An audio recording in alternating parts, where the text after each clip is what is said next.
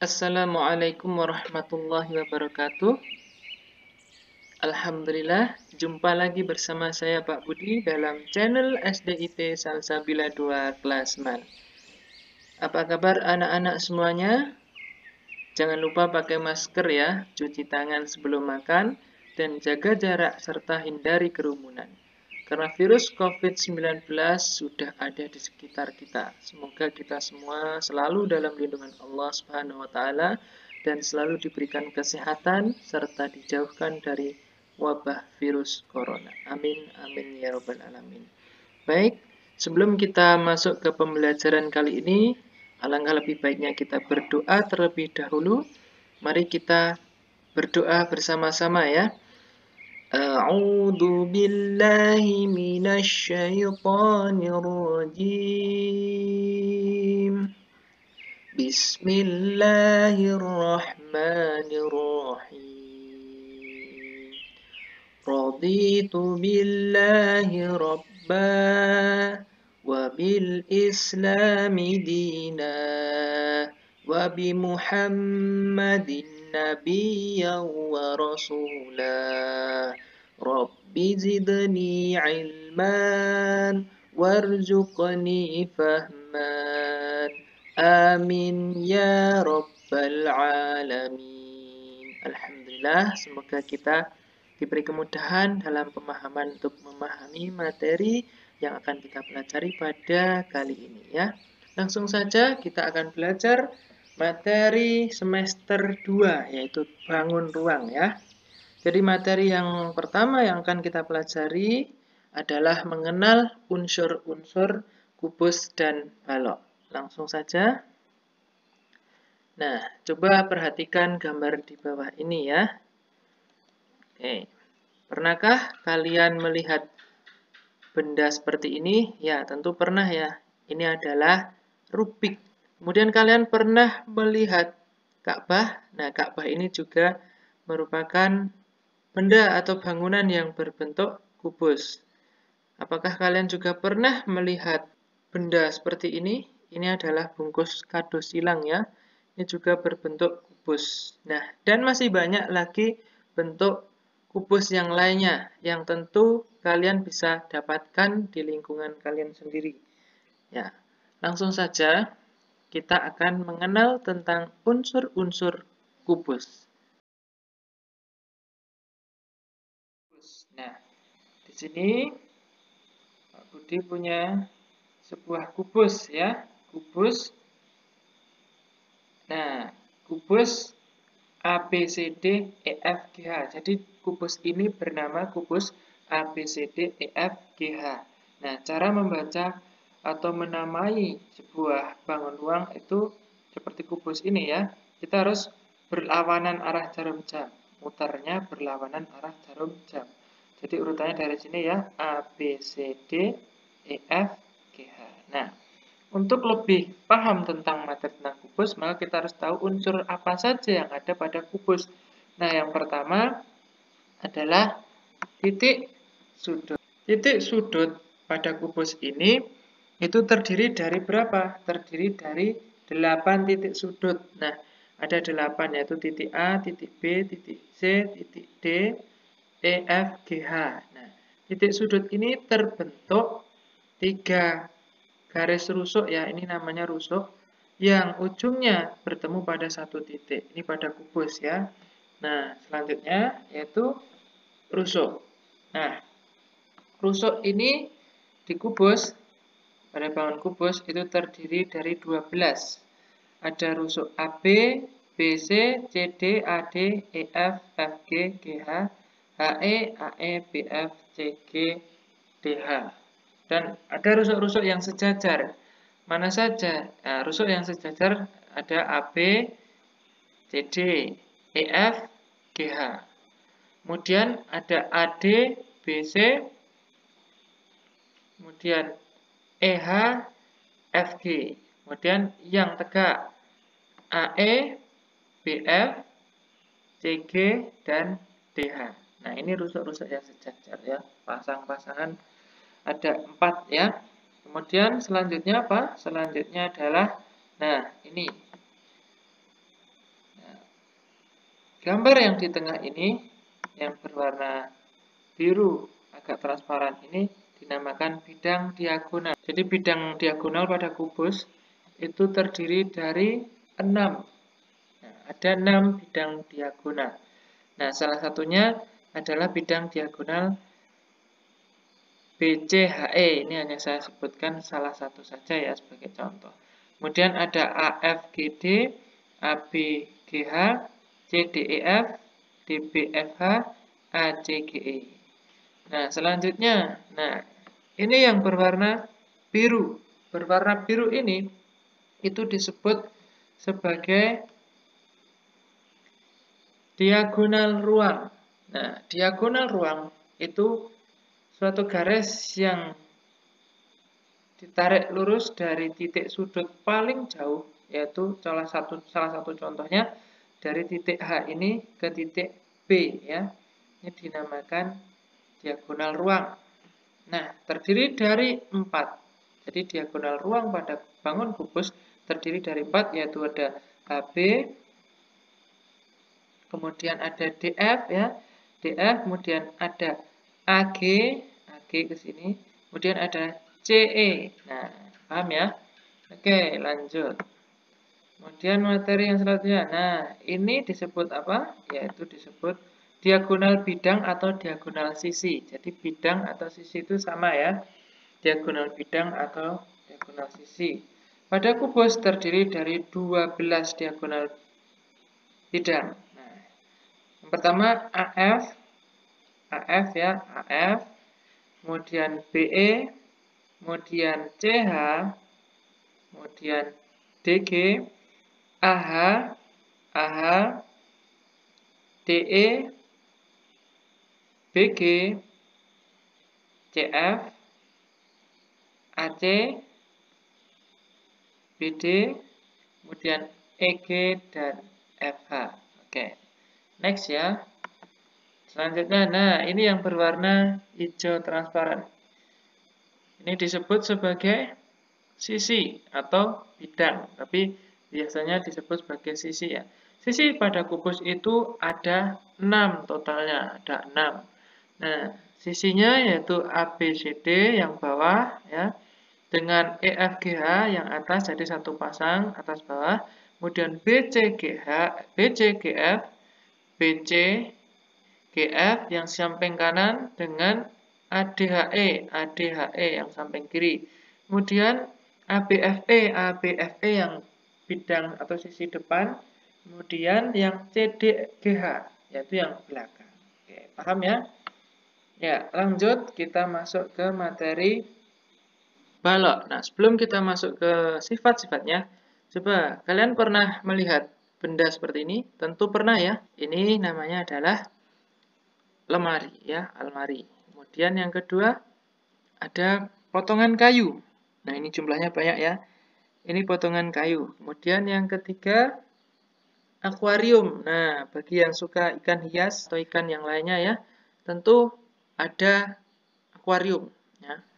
Kemudian ada lemari, balok, kayu, akuarium. Ini merupakan benda yang berbentuk balok ya. Nah, silahkan kalian bisa mencari sendiri di lingkungan sekitar kalian sendiri benda-benda apa saja yang berbentuk balok ya. Lanjut. Nah, kita akan mengenal tentang unsur-unsur balok. Oke, langsung saja. Nah, di sini Pak Budi punya sebuah balok ya, balok yang saya namakan KLMNOPHR. Nah, ini sudah urut abjad ya, KLMNOPHR. Nah, tadi ABCDEFGH, sekarang saya ganti menjadi KLMNOPHR agar anak-anak semuanya lebih paham ya. Sama sebenarnya. Dari unsur-unsur kubus dan balok itu semuanya sama, hanya saja yang membedakan bangun balok itu lebih panjang dan memiliki lebar serta tinggi yang berbeda. Nah, baik, yang pertama unsurnya sama, yang pertama yaitu titik sudut, Nah, titik sudut itu juga terdiri dari 8, yaitu titik K, L, M, N, O, P, Q, R. Seperti yang saya jelaskan di awal tadi ya, pada bangun kubus. K, L, M, N, O, P, Q, R. Kemudian selanjutnya yaitu tentang rusuk. Nah, rusuk ini juga terdiri dari 12. Nah, hanya saja pada rusuk bangun balok, itu rusuk-rusuk yang sejajar itu memiliki 4 rusuk yang sama ya. Jadi KL sejajar dengan MN, kemudian sejajar juga dengan OP dan sejajar dengan QR. Nah, kemudian KN sejajar dengan LM, sejajar dengan OR, dan sejajar dengan PG. Nah, selanjutnya KO sejajar dengan LP, sejajar dengan NR, sejajar dengan MG. Nah, ini semuanya memiliki panjang yang berbeda ya. Jadi dari yang KL, MN, OP, QR ini panjangnya sama, KN, LM, OR, PG panjangnya sama, KO, LP, NR, MG. Kalau di kubus itu semua rusuk itu panjangnya sama, tetapi di balok yang sama hanya terdiri dari 3 kelompok ini ya. Jadi terdiri dari 3 kelompok.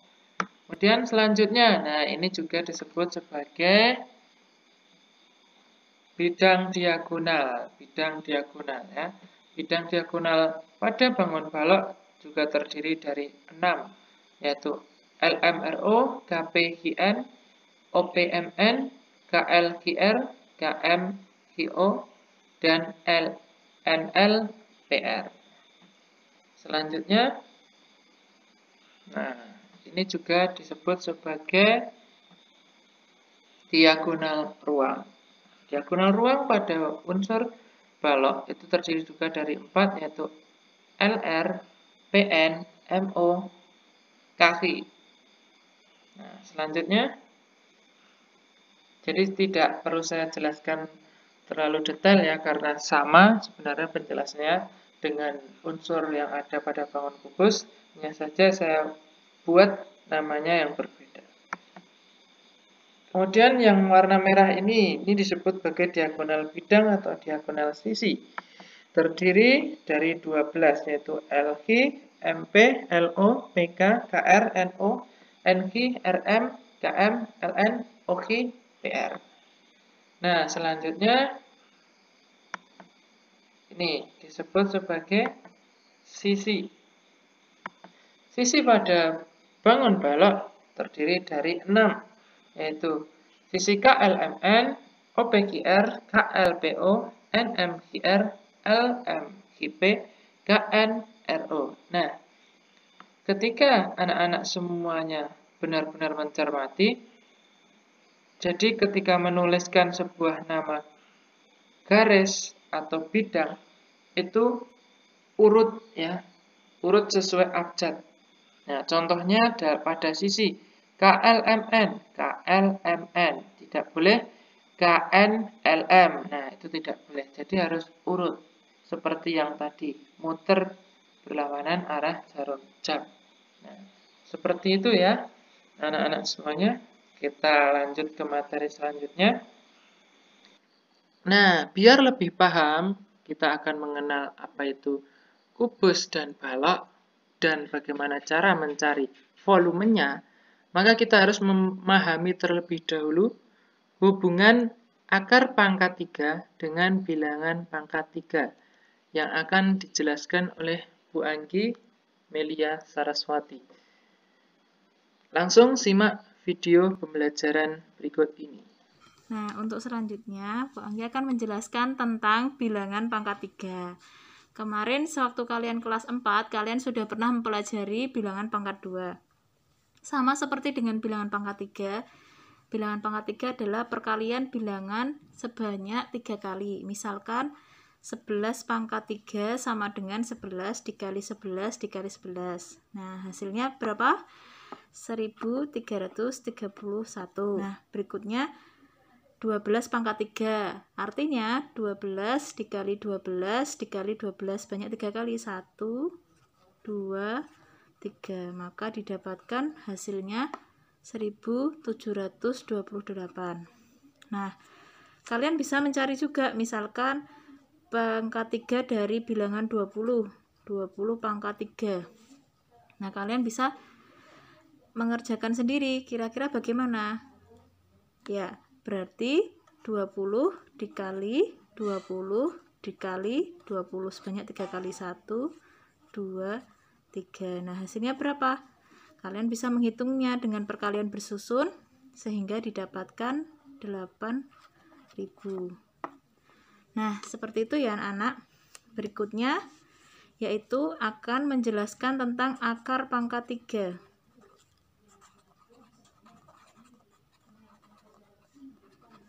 Nah, akar pangkat 3 sendiri adalah kebalikan dari bilangan pangkat 3. Jadi mereka hubungan dari akar pangkat 3 dengan bilangan pangkat 3 adalah saling berkebalikan.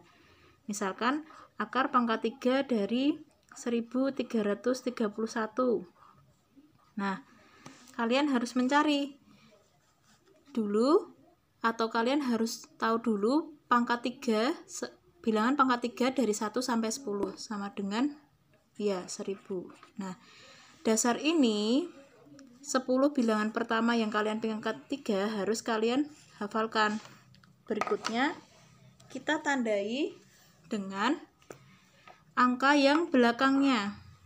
Ini angka 1 yang belakang, ini 8, 3 pangkat 3 7, 4 pangkat 3 4, 5 pangkat 3 5, 6 pangkat 3 6, 7 pangkat 3 3, 8 pangkat 3 2, 9 pangkat 3 9, dan 10 pangkat 3 0. Nah, tandai saja yang paling belakang. Lalu bagaimana cara mencari akar pangkat 3 dari 1331? Kita tuliskan di sini akar pangkat 3 dari 1331. Kalian harus menghitung, ini ada berapa angka? 1, 2, 3, 4. 4 angka. Nah, jika 4 angka, maka kalian cukup menuliskan atau cukup memperhatikan angka paling depan sendiri, angka pertama, dan angka paling belakang sendiri atau angka keempat. Nah, sudah terlihat 1, berarti yang bilangan pangkat 3, yang jawabannya 1 berapa? Titik-titik pangkat 3 sama dengan 1. Oh, ternyata adalah 1, berarti jawabannya 1. Berikutnya, yang depan juga ada angka 1, maka dicari belakangnya yang 1. Yang perpangkatannya hasilnya sama dengan 1, juga sama dengan 1. Berarti akar pangkat 3 dari 1331 sama dengan 11. Berikutnya, contoh berikutnya, akar pangkat 3 dari 1728 misalkan.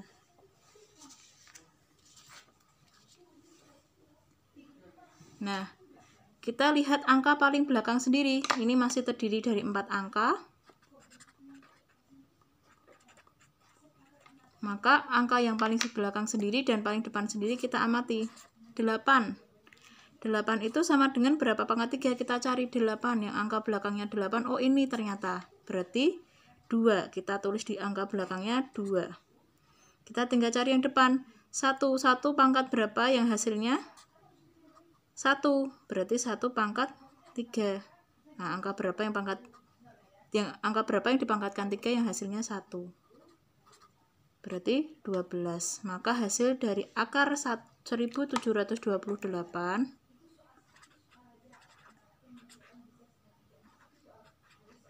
sama dengan 12. Nah, berikutnya Bangga akan beri contoh, 2 contoh lagi. Akar pangkat 3 dari 4096. Kalian ini masih terdiri dari 4 angka, sehingga cukup perhatikan angka belakang dan angka depannya. Angka belakangnya 6. Kita cari yang belakangnya angka 6 mana? Oh, ternyata ini. Pasti kita tuliskan yang belakang adalah angka 6. Lalu depannya angka 4. Nah, bilangan pangkat 3 yang hasilnya sama dengan 4 atau kurang dari 4. Nah, kita cari di sini. Ternyata yang mana? Ya, yang ini. Karena kalau 8 kan sudah melebihi dari 4, maka kita tuliskan angka 1. Sehingga akar pangkat 3 dari 4096 sama dengan 16. Contoh berikutnya, nah ini yang terdiri dari 5 angka. Jika terdiri dari 5 angka, maka kita ambil 2 angka di depan dan 1 angka di belakang. Untuk mencari akarnya, kita cukup lihat paling belakang dulu. 7, kita cari yang belakangnya angka 7. Nah, didapat ini. Berarti 7 itu adalah perpangkatan dari angka 3. Kita tuliskan angka 3 di sini. Nah, untuk mencari angka depan, kita perhatikan ini. 12. Bilangan pangkat 3 yang hasilnya boleh sama dengan 12 atau kurang dari 12. Kita cari, jika kita ambil yang 3, maka 27 melebihi 12, maka kita ambil yang ini. Karena 8 kurang dari 12, maka didapatkan angka 2. Kita taruh sini. Sehingga akar pangkat 3 dari 12.167 sama dengan 23. Begitu anak-anak. Sekian dari Bu Anggi. Ya, alhamdulillah ya. Kita sudah selesai untuk materi tentang unsur-unsur kubus dan balok. Semoga apa yang kita pelajari tadi bisa mudah dipahami dan bisa lebih mengenalkan kita tentang benda apa saja yang ada di lingkungan kita yang berbentuk kubus dan balok. Nah, anak-anak semuanya, silahkan nanti kerjakan latihan soal yang sudah disediakan di Google Form ya. Nanti dikerjakan, tapi sebelum mengerjakan, silahkan tonton video ini sampai selesai agar kalian benar-benar paham. Baru dikerjakan soal latihannya. Nah, sekian dari saya. Bila ada kekurangan dalam penyampaian, mohon dimaafkan. Billahi taufiq wal hidayah. Assalamualaikum warahmatullahi wabarakatuh.